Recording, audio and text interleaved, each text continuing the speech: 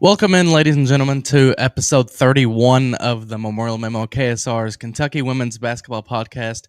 Katie, it's been a minute. The summer's so slow, but it's finally starting to ramp up again. We have some news to get things started. Mhm. Katie, how the heck are you before we begin? Well, it's been a great summer so far, but like a lot of people, we're in the middle of this crazy heat wave, so Oh my haven't gosh. really been able to spend a ton of time outside because it's almost unbearable. But other than that, it's been great. As a naturally hot natured person, this has been the most miserable time of my life. Like I can't go outside. Maybe this is TMI. I already sweat a lot. Again, like I'm hot and I just get hot easy. And then and then it's 100 degrees outside and you can't even walk to your car without breaking a sweat. It's rough. It's not for the faint of heart, that's for sure. Katie, like I said, we have some news to get things started. It's our first episode since it happened. Katie, Kentucky got to commit Savvy Swords, number 9 prospect in On3's 2026 recruiting rankings. This is a big one, and it's kind of caught me by surprise. I think it caught a lot of people by surprise. It seemed to happen obviously behind the scenes, I'm sure it wasn't as sudden as, you know, it seemed for us. But Katie, you know, it just felt really sudden, and it was almost like, oh my goodness, that day Kentucky's getting a commit and you're like, whoa, it's this top 10 prospect. And Savvy Swords, she's a cat. What do you make of it? I mean, I think it's a great pickup for Kenny, and it's awesome to see how much time he's putting into the future of this team already. And this next season hasn't even started yet. I think that she's so talented. We know her sister is so talented at Michigan, Yeah. so it's going to be really exciting to see her develop at Kentucky. Well, you bring up her sister, and you think about her finalists, right? You have Michigan, which, of course, Sila Swords, her sister, was one of the best freshmen in the country last season at Michigan. So you have the sister, or you have the school where her sister goes in Michigan. South Carolina, UCLA, Notre Dame. You beat out those 3 schools. Katie, those are 3 of the top 5 programs in the country. Notre Dame did kind of have that falling, they ended last season on a bit of a rough patch. But 3 of the top 10 programs in the country, at worst. And Kentucky beats out all 4 of those schools. And it's just kind of amazing to see, Kentucky, they can swing with the big hitters. This isn't your AAA guy trying to swing with A-Rod and, Big Poppy. Like, this is, we've got Barry Bonds at bat, too. Yeah, I mean, I think she has a lot of really good potential. I mean, she's obviously very good. I think she goes to, I'm trying to think right now. It's like a Lutheran school in New York or something. I don't Yes, really know yeah, for sure, but she's a yes. standout player there. And so for her to come to Kentucky, I think it really shows the kind of intentionality, I guess, that Kenny is putting on specifically his guard positions, trying to find somebody who can kind of be the next. Well, I don't think he's trying to replace Georgia Amore. That's not what I'm saying at all. But just somebody who can kind of fill in those shoes. And even though you have people like Kayla Carroll coming in or Madden Greenway, it's still important to look to the future even after them. Yeah, of course. And speaking of that's a great pairing with Madden and Savvy coming in that 26 class. That's got me pumped up. I don't want to skip this season, obviously, because this is going to be a great season too. But man, I'm just as excited for that following season. But Mhm. Katie, I sit and think about the 26 class, and it's like you have Madden, you have Savvy. I feel like the main thing now is Olivia Vukosa.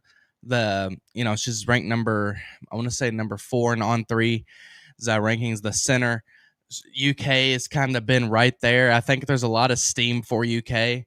I don't know if I would pick UK at the moment, but I would certainly say UK is one of the top 2 or 3 schools in the mix. I feel like if you lock her down, well, number 1, that's 3 top 10 commits in your class.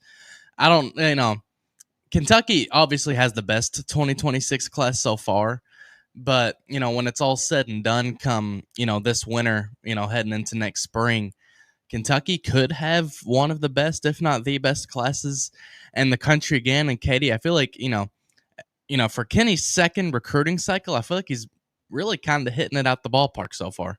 Yeah, for sure. And being able to lock down a 26 big would be huge and kind of solidify Kentucky having the best 26 class across the board. And I want to say, I did a little bit of research, which when I say research, that consisted of looking through our On3 database and the ESPN and Hoop Girls databases. Um, from what I can tell, and no one's corrected me, so I'm going to assume I'm right. Madden Greenway and Savvy Swords Katie are the first pair of top 10 commits to come to Kentucky from the same class in program history. I mean, you talk about hitting it out the ballpark on the recruiting trail. I mean, you're making history like that. I mean, that's like John Calipari recruiting at Kentucky, right? Like, or it reminds me of I mean, it's not quite the same, but it reminds me of that uh Zion Duke class where you had Zion, Cam Reddish, and RJ Barrett, like all top three prospects going to Duke. Like, I mean, obviously you got to win basketball games at the end of the day, and it's kind of like what we used to say with Cal. You recruit 5 stars, but you can't get to the Sweet 16. Like, you kidding me? But you know, Kentucky, like, it's hard to be mad at the position they're in right now, especially on the recruiting trail. Yeah, and there's so many more options, I guess you can say. There's a lot of guards available. The Yeah. hardest part is going to be locking down the bigs. And of course, Lily Williams from Michigan, I think, just committed to Michigan State, I believe. So that's Okay. already one big that's off the board. It's just going to be tough for Kenny to kind of get, those ones that people are really vying for. They're going to be hard to get, and so hopefully he can kind of lock them down and get his name in there, and they consider him. Yeah, 26 definitely feels more like a guard heavy class, especially compared to the 25 class. And you're right, like, there's not a plethora of bigs available. And I think that's why they're pressing so hard for Olivia Vukosa, because number one, she's clearly the best big in the class and arguably the best player in the class overall. But it's like they're pushing so hard for her because it feels like, you know, she's the almost like the only surefire big in the 26 class, and it's great that Kentucky is right there in the mix. Katie, Kenny Brooks had his first press conference of the summer uh earlier this week, and you know I thought we were all kind of past it. My mistake, I suppose. This is hopefully the last time we're ever talking about it ever again, because she's not here anymore. But Kenny put some closure on the Cassidy Rowe situation. He was asked about it, and I think, and I think this is the right move. To Kenny's credit, he didn't make it just about Cassidy. Um, the full clip, it's on the KSR YouTube channel. It's on my Twitter. Go listen to it if you'd like. Um, but he made it to where, he was asked specifically about Cassidy, and I think that's okay. That's understandable. But he wanted to also include Sanaya Tyler, Tana Becker, and Clara Silva, who are also no longer at Kentucky, right? And again, we're not going to play the entire clip or anything like that, but I'm going to read this quote in particular and see what you make of it, because I think it's the kind of overarching point that Kenny was trying to make, right? He said, kind of towards the end of his, it was like a 5-minute answer to the question. And towards the end, he said, I can honestly say I thank each and every one of them for their contributions. If any one of them who are not here called me tomorrow and said, hey, can you do this for me? I wouldn't hesitate. It's just, this is life, and my responsibility is to make sure that Kentucky women's basketball is positioning themselves to be as good as they possibly can be. And that's what we did. Seems pretty straightforward. I don't feel like, doesn't feel like he's really dancing around much in that answer. Katie, I just wanted to see what you made of it too. Yeah, I mean, I think it was the right choice to kind of put some closure to the situation, although in my opinion, maybe it should have happened a few months ago. Yeah. So there's really, like you, I'm kind of surprised that he's still getting asked questions about it. So hopefully heading into next season, people aren't asking the same thing, like, oh, how different could this team have been if she had still been here? But after I saw that he said something about it, I remembered thinking like, okay, well, let me like Google this, see if people are still talking about it. And if you Google Savvy Swords right now, there's literally a Reddit post about how she's committed to Kentucky.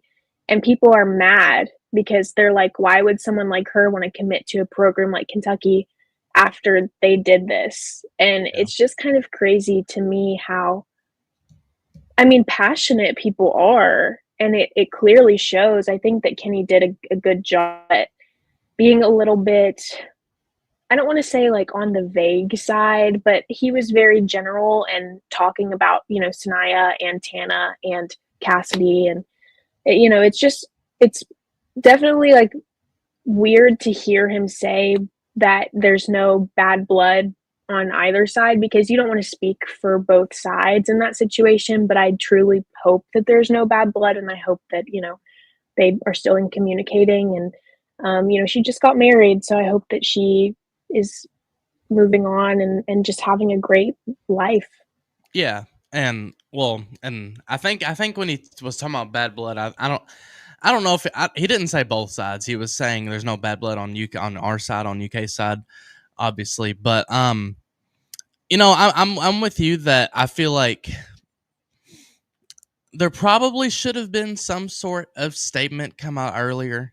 Like there probably should have been, and he explained why in his answer, like why there wasn't, because, and I think he's right about this.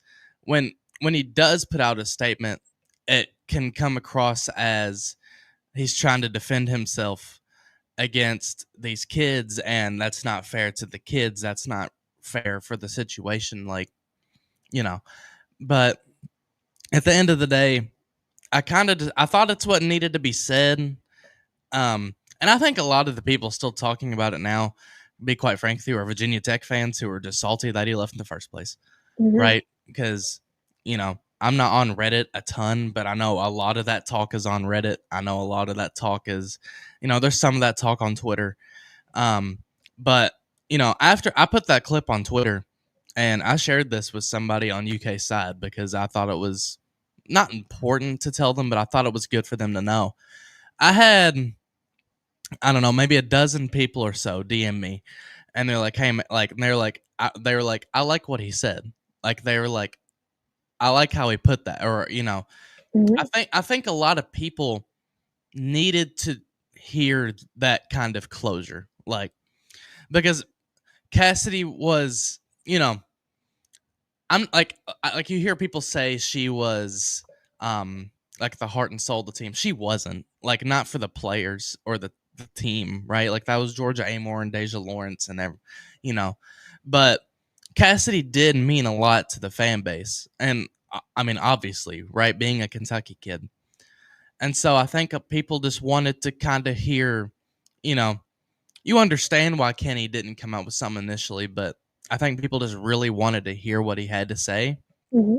And I think most people are ready to kind of just put an end to that situation and move on, especially, just from the looks of it. I think people who are going to continue to bring it up are just going to be mad at Kenny forever, and that's just what it is. Mhm. Yeah, I agree with that for sure. And I think that, like you said, it was a 5-minute answer, which kind of shocked me because he definitely likes to talk, but not about issues that Yeah. are controversial. And so I really appreciated him being vulnerable in that way and just admitting, like, yeah, this is what I did. It was my choice, and like this is the situation, and it had to be done because at the end of the day, like, it's my responsibility to make this team the best it can be. And I think just him being honest about it, and I think it definitely was very helpful. And I hope that people can kind of see that side of him instead of seeing this like villain Yeah. era that people think he's going through right now. But yeah, I mean, this program is moving up, it's moving on, and it's going to be very good. So changes have to be made at some point, whether it was last year or next year or whenever. Things have to change, and he decided to just go ahead and get it done. It's it's one of those things where, I think he even hit on this in this presser. He's like, people think they know me. They don't know me. Like, you all think you know me. You all don't know me. He's like, if I were a bad person, these two, and he meant Tiani King, Clara Stracker, were sitting next to him. These two wouldn't be here right now. Like, and, and it's almost like, duh. Like, and I'm not saying duh, like, no crap, Kenny, but like, duh, as in like, of course they wouldn't be here if he was a bad, like, you know what I mean? Like, you think all, what is it, 11 kids are on the roster are bad kids? Like, no. Like, they're not going to be like, we're evil and so's Kenny. We're all going to be evil together. Like, that's not what this is. Like, like it's like you said, I think it's easy for us as media, as fans who aren't on the team, attached to the team, to sit here and be like, well, Kenny, there's only 11 people on the roster. You know, yeah, you can put 15 on the roster. Why not keep her around, right? And I'm sure you think the guy's been a head coach for 20 years or 20, like pushing 30 years. Like, I think he knows that, and I think he hit on this in this presser. Decisions he makes, people are either gonna be mad, happy, or indifferent about it, right?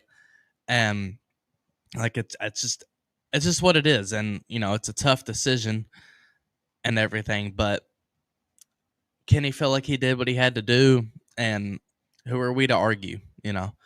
Um, Hmm. I I hate it for Cassidy. I hate it for her family. I love them all to death.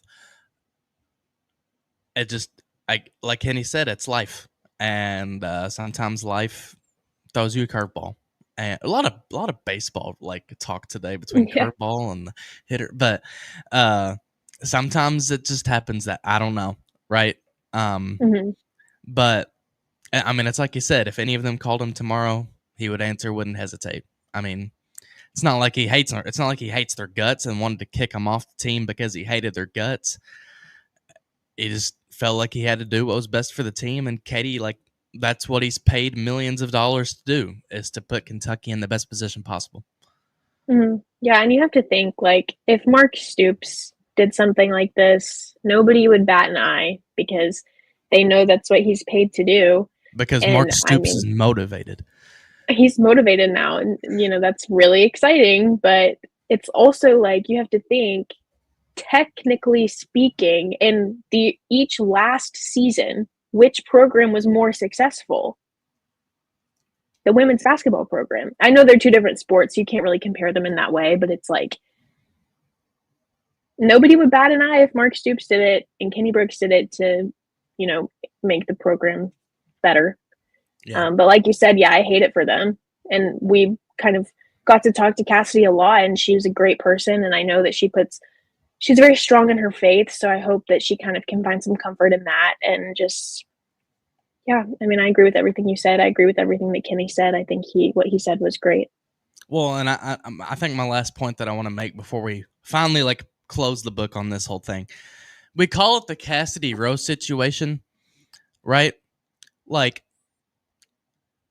slightly different, I'll say, from what I know, but like basically the same thing happened to Sanaa Tyler, Mm-hmm. where Kenny felt like it was the best decision to kind of just move on from her or from them. Only difference is Sanaya isn't from Kentucky, so there's not that same uproar. Yeah. You know what I mean? Uh, I got like, not to say.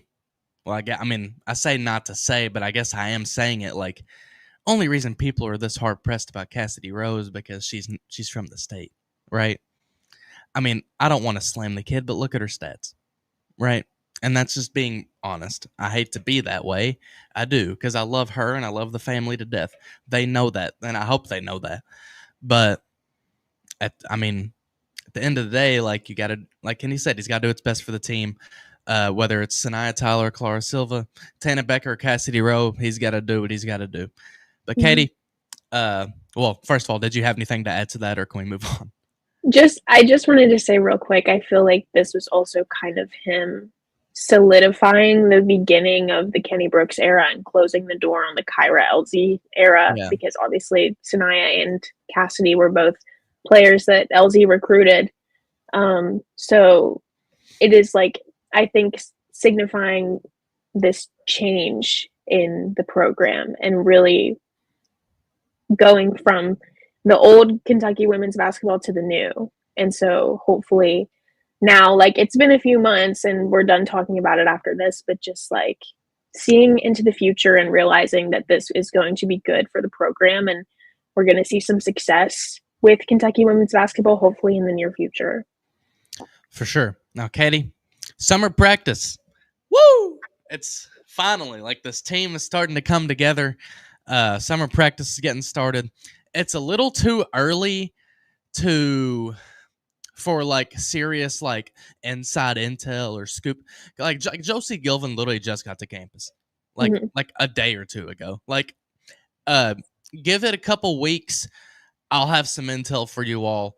I've seen a little bit and heard a little bit, but again, a little too early for true intel. But we'll get that in a couple weeks, right? Or maybe even like a week or two. But I wanted to hit on kind of some of the things Kenny said about how practice is going, what the plan is, and then also hit on the little bit that I have heard, right? So, Katie, I love this. Someone asked Kenny, like, what's the team's main goal through the summer? Like, what do you all want to work on? What do you all want to do?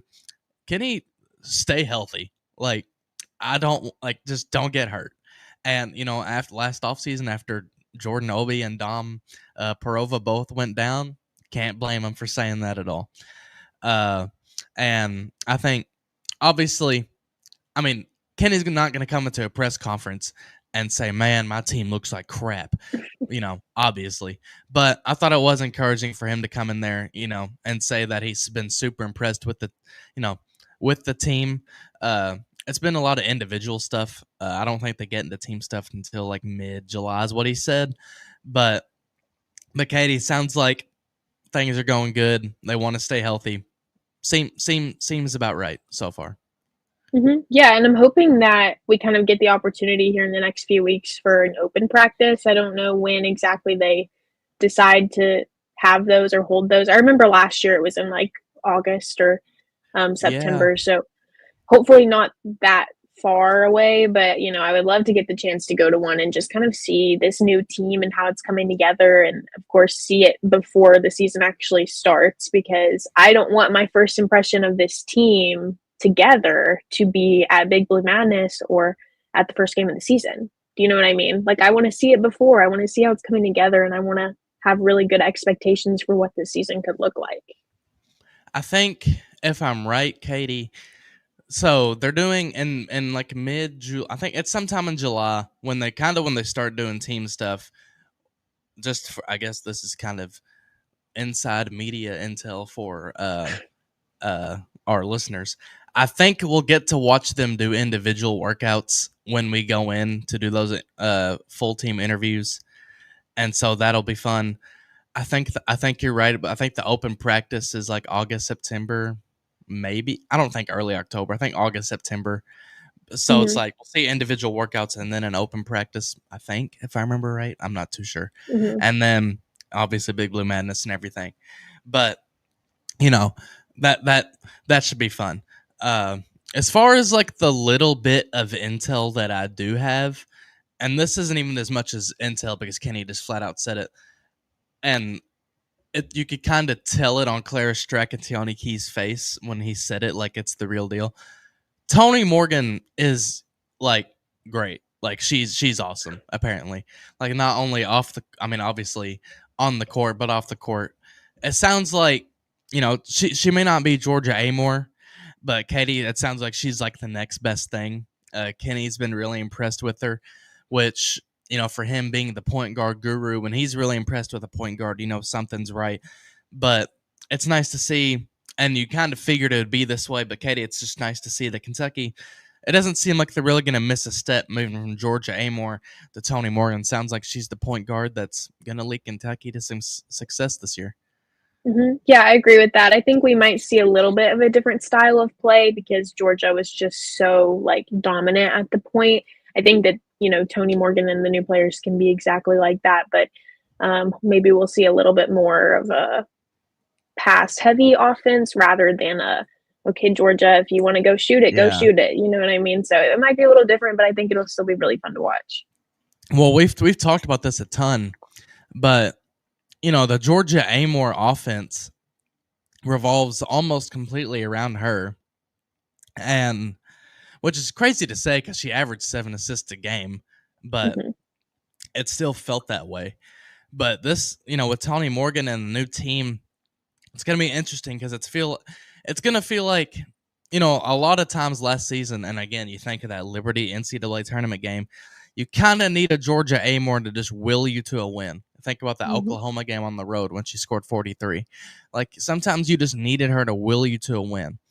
hopefully this year it doesn't feel like Kentucky needs Tony Morgan to will them to a win, or Clara Strack to will them to a win, or Tiani Key or whoever.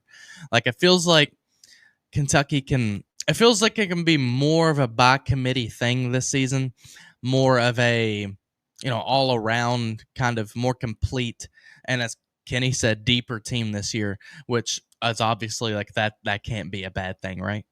No, definitely not. It's very deep, like you just said. I mean, hopefully, if even if there is injury, God forbid, but if there is, there's still people on the bench that Kenny can look to throw into the game and make an impact, and not, throw in somebody who probably won't score a point or two.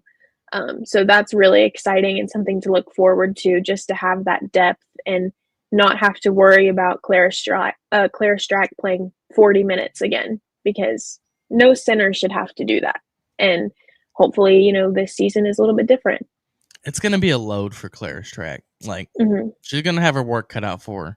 But when you're the reigning SEC Defensive Player of the Year, have at it, right? Mm-hmm. I think she all SEC second team.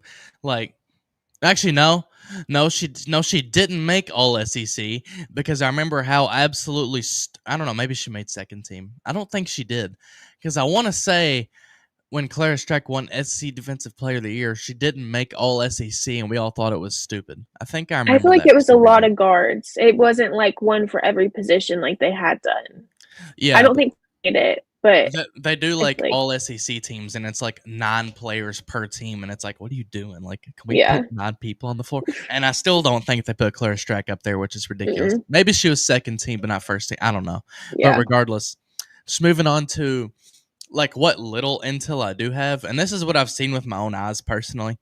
Uh, I went. If you all remember that interview I did with Kenny, way back, was that April now? Like, has it been 2 months? Jesus, you know, I saw a little bit of the workouts beforehand. Jordan Obi, this is like, I think she's gonna be Kentucky's second or third best player, and I'm I'm so stoked. She has completely reinvented herself physically. And to be fair, I say that watching tape from her from 2 years ago at Penn, Mm-hmm. you know,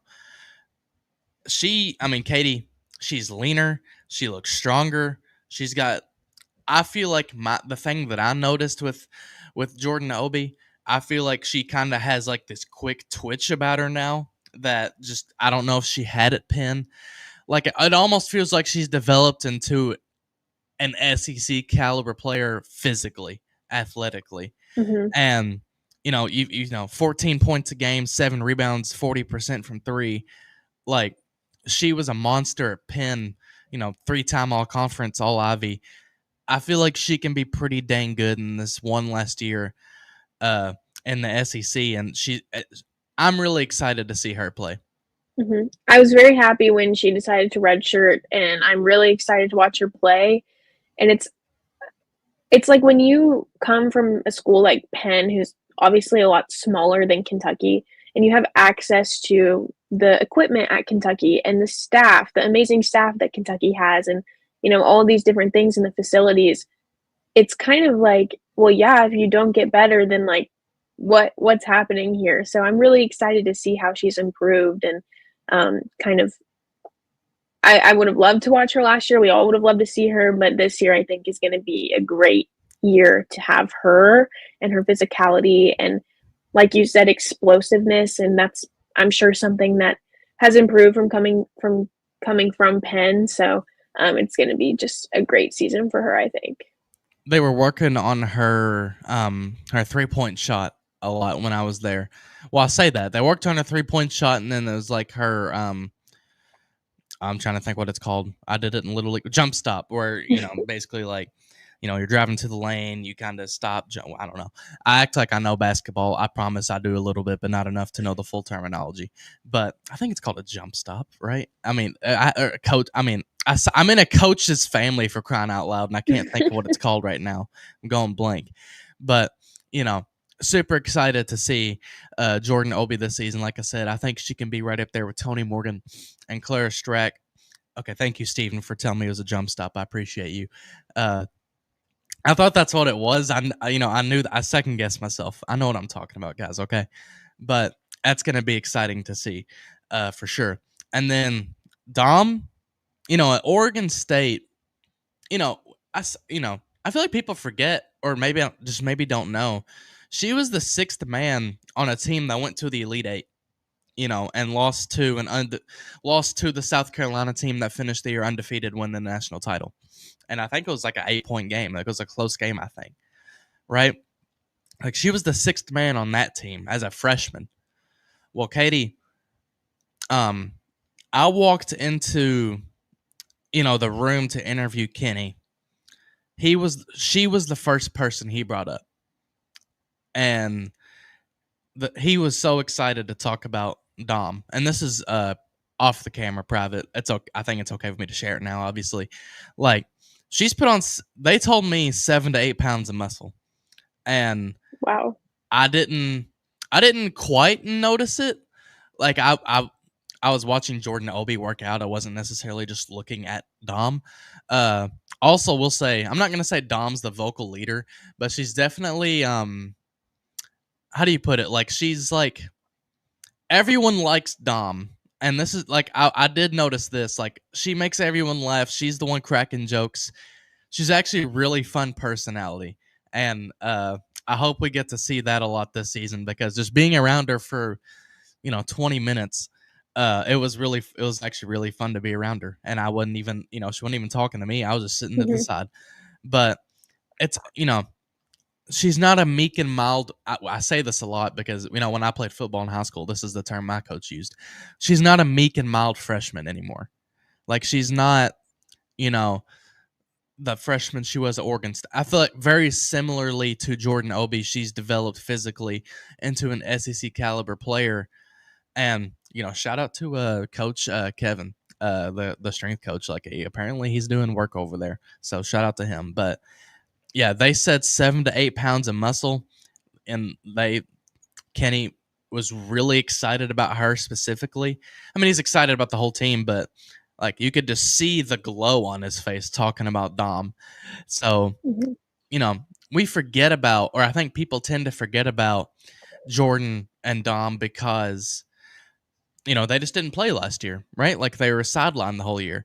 But Katie, it sounds like those two are going to be really, really big pieces heading into the season.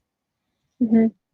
Yeah, and I think what you said about Dom not being a meek and mild freshman anymore just makes me wish so badly that Clara Silva would have stuck around for another Oh year, my gosh. just because I think that as a freshman, obviously you're not going to get the same chance that a veteran is going to get.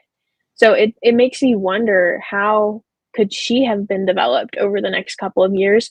But then also you have Kaylin Carroll. How is she going to be developed over these next few years, assuming that Yeah. she stays at Kentucky? Like it's going to be incredible if they can get Dom to put on 8 pounds of muscle in a year. Like that, I just am so excited to see how Kenny can develop these next like this new generation of players. What's so fun about um women's basketball versus men's basketball? You have to be 20. I think it's 22 to enter the draft in women's basketball, which means most kids have to stay at least 3 years. You get to see a lot of development in that time. You know, like Ryan Howard could have been like, think about her, like she could have been a one and done kid, but she stayed 3 years. I think three. I don't know if she stayed four or not. Actually know what, maybe I I'm think so I'm four. going. I think it was four now that I say it. But like a kid like her could have been one and done, but stayed all those years. Think about. I mean, Georgia Amore was in college for 5 years, for crying out loud, right? Like you think about women's basketball, like Kaylin Carroll. And you think about the number 15 prospect in men's basketball. That kid's most likely a one and done kid going to the NBA. And honestly, nowadays he's probably skipping the whole college route and just going to the G League, right? But like in women's basketball, man, you get to watch these kids develop for 4 years. Like you said, like Kaylin Carroll when she's a junior, senior, man, that's gonna be fun. Mhm. Savvy, Madden, whenever they're juniors and seniors, my gosh.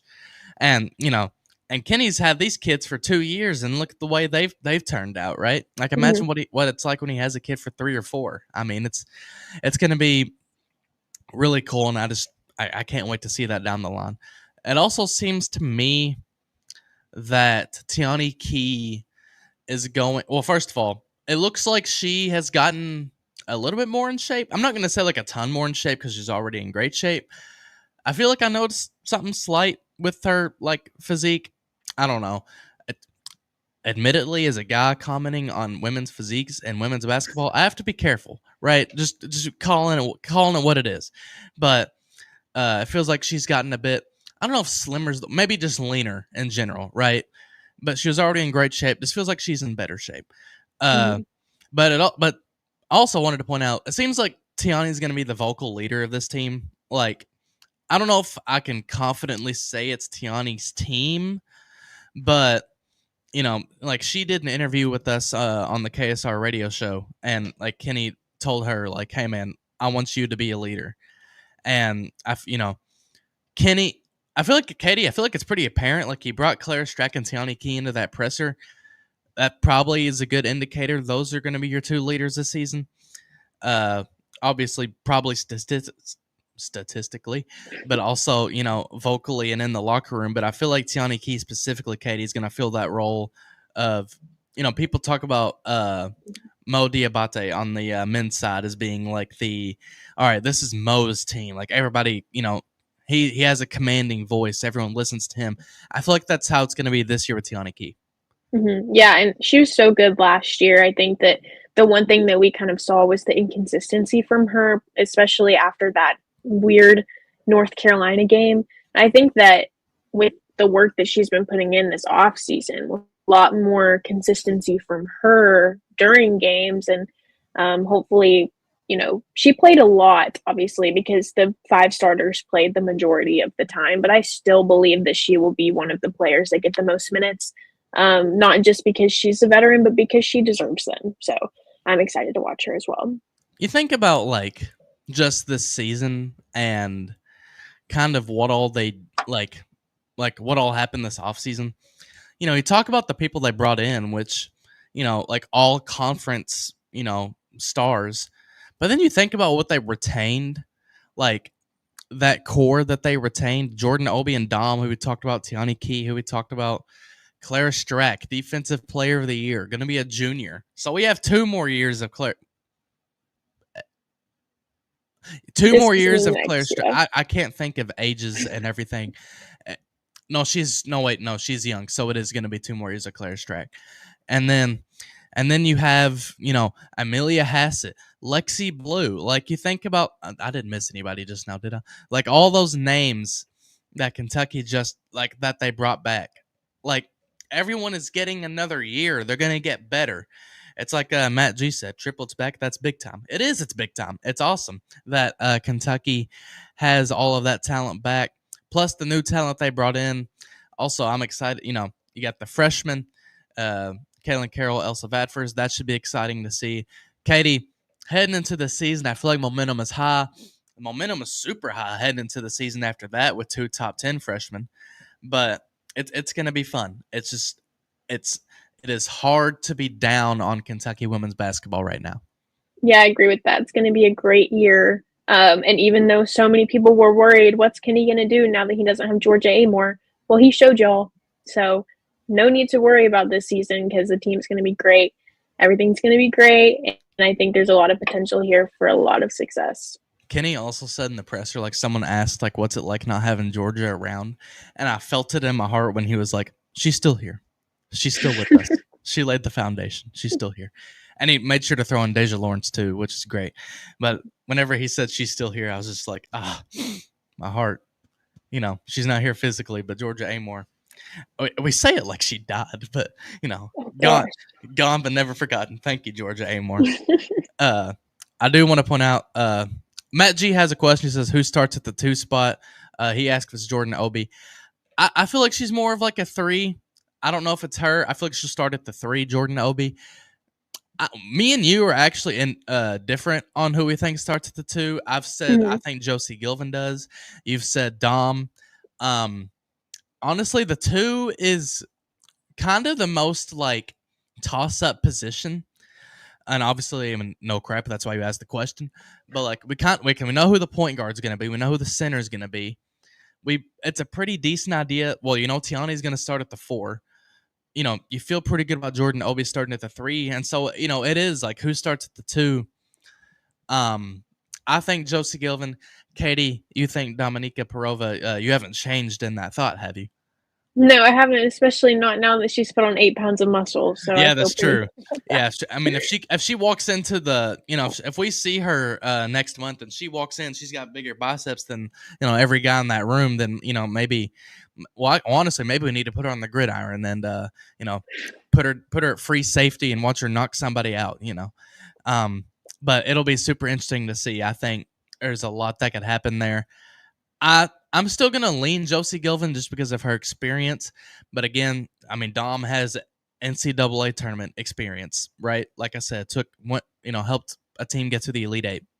You know, I think it's almost that's going to be the most interesting position battle to watch throughout the summer, but that's what I'd say right now. Jay the Great, he says the backcourt of Morgan Boone and yeah, Asia Boone could easily start at the 2. We talk about her like she's going to be just this depth piece to fill in. And Kenny kind of said that too, but she could very well start. She started 2 years at uh, Liberty, who was freshman of the year in their conference. Like she could very well start. Jay the Great says the backcourt of Morgan Boone and Gilvin Prova has me excited. It's going to be one of the best in the SEC, in my opinion. The Stracky frontcourt duo will be one of the best in the nation too. I mean, I actually have to agree about that.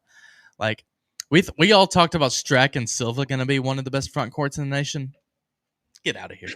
Strack and Key. Katie, that is, I mean, off the very top of my head, and obviously I know there's probably an answer, especially with UCLA getting Lauren Betts back. I don't remember who their like 4 is, but like Kentucky could have like one of the top 2, 3 best front courts in the country. Mhm.